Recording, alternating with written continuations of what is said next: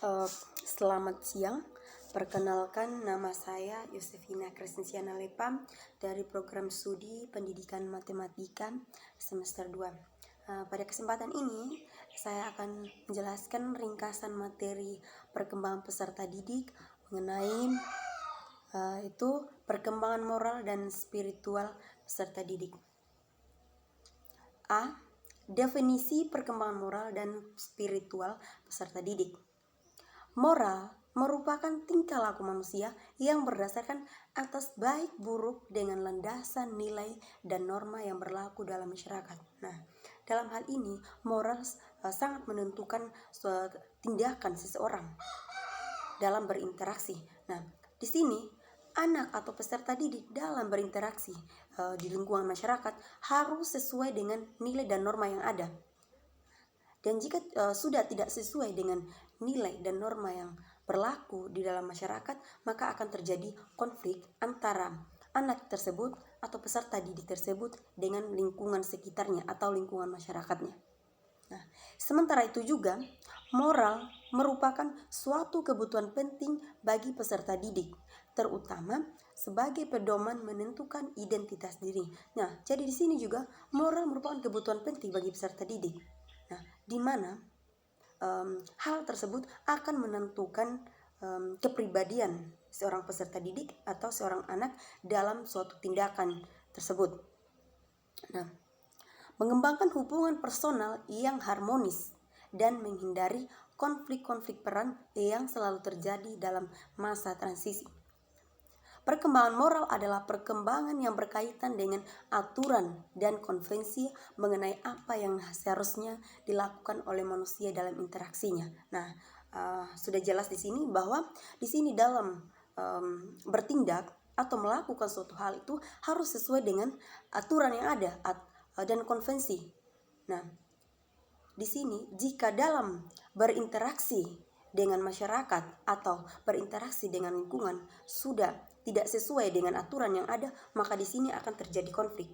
Oleh sebab itu, bagi anak-anak atau peserta didik harus dalam bertindak itu harus sesuai dengan aturan yang ada, sehingga semuanya dapat berjalan secara aman dan tidak terjadi atau dapat terhindar dari konflik-konflik tersebut. Nah, yang selanjutnya, karakteristik perkembangan moral spiritual peserta didik. Nah, di sini terdapat beberapa tahap perkembangan moral peserta didik. Nah, di sini tahap-tahap tersebut terbagi atas 3 bagian. Nah, yang pertama, tingkat prakonvensional. Nah, tingkat prakonvensional, pada tingkat ini anak belum menunjukkan interaksi nilai-nilai moral.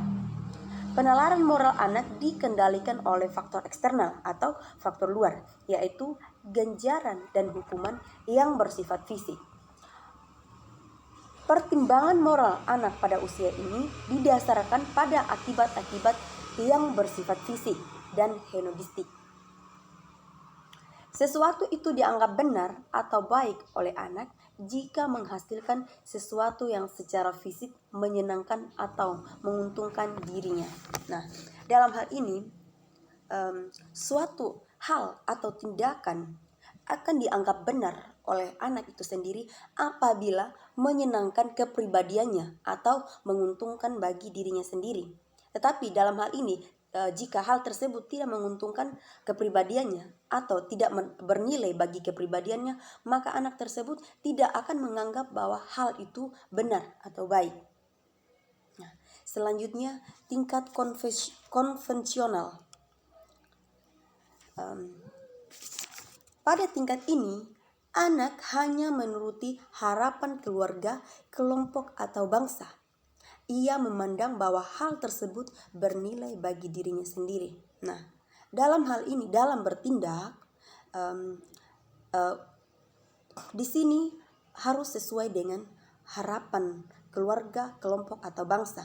Tetapi dalam hal ini, jika tindakan tersebut tidak bernilai atau tidak menguntungkan bagi pribadi anak tersebut, maka anak tersebut tidak akan mengikuti harapan tersebut. Tetapi jika harapan tersebut sesuai dengan keinginan anak tersebut atau bermanfaat atau juga bernilai bagi anak tersebut, maka hal tersebut akan dituruti oleh anak tersebut atau peserta didik. Nah, yang selanjutnya tingkat pasca konvensional. Nah, pada tingkat ini terdapat usaha yang jelas bagi anak untuk menegakkan nilai-nilai dan prinsip moral yang memiliki keabsahan. Perilaku tersebut terlepas dari identifikasi individu sendiri dan otoritas kelompok. Anak menaati aturan untuk menghindari hukuman kata hatinya.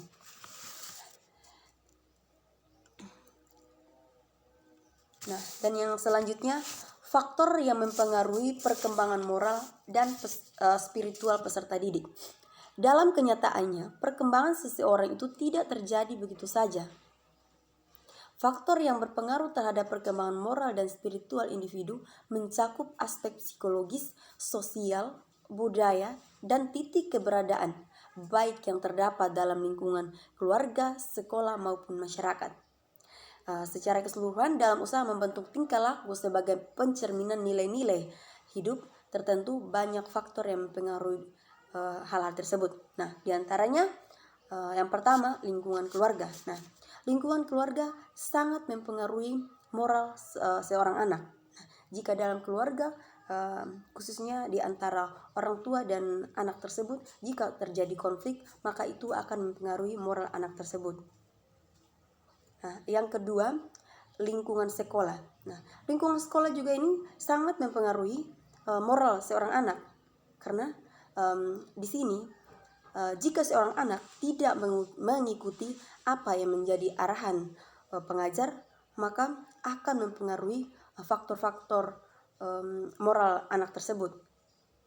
Maka di sini jika seorang anak tidak mengikuti apa yang menjadi arahan pengajar, ia akan melakukan hal-hal yang tidak diinginkan oleh pengajar, sehingga hal tersebut dilihat tidak baik, maka dari itu hal tersebut akan mempengaruhi faktor moral dari anak tersebut. Nah, yang selanjutnya lingkungan pergaulan. Di sini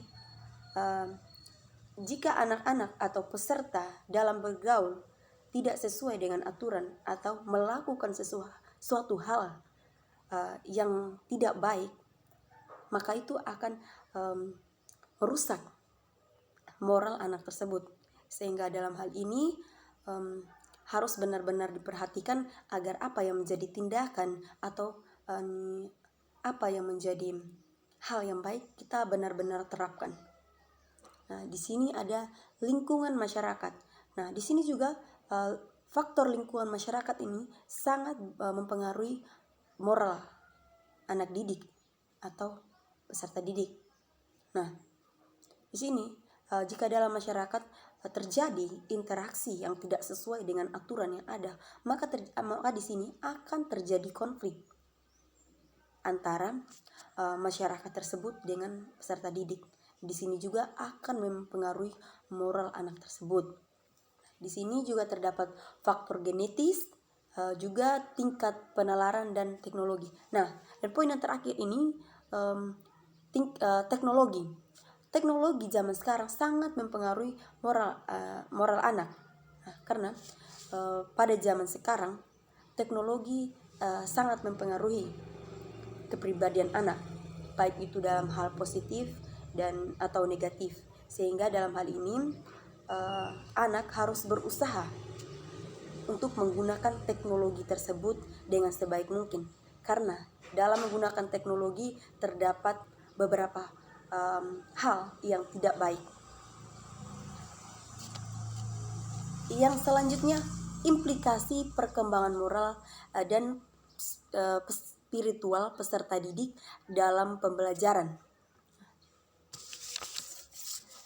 Untuk mengembangkan moral, pendidikan sekolah formal yang dituntut untuk membantu peserta didik dalam mengembangkan moral mereka, sehingga mereka dapat menjadi manusia yang moralis.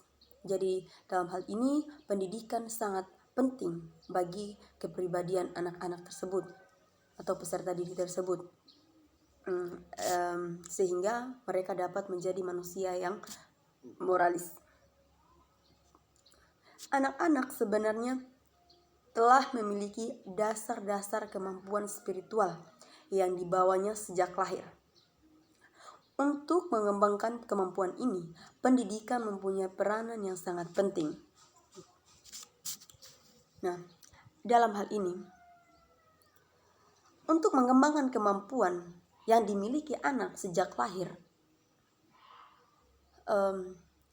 di sini pengajar harus benar-benar memperhatikan atau harus benar-benar diterapkan pendidikan tersebut, sehingga apa yang menjadi pengetahuan atau kemampuan spiritual yang dibawa anak itu sejak lahir untuk dapat dikembangkan dengan baik, sehingga hal tersebut sesuai dengan aturan atau nilai yang ada yang berlaku dalam masyarakat.